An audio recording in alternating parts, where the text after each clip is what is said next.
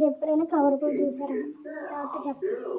Maximum కొబ్బరికాయలోని చిన్న flower మాత్రమే ఉంటుంది, అంత పెద్ద పువ్వే ఉండదు. ఇది ముద్రకాయ అంట, మా అమ్మ తెచ్చింది, బాగుంది.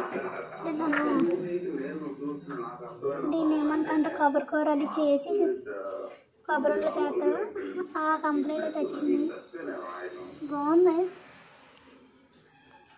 ఫ్లవర్ మాత్రం జస్ట్ ఫ్లవర్లో లేదు, లోపల కూడా చాలా బాగుంది. అంటే ఆ గుంజు తింటే ఎలా ఉందంటే మొత్తం తాటి గుంజు అంటారు కదా, నాగజాతి పెడతారు, తాటి గుంజులా ఉంటుంది.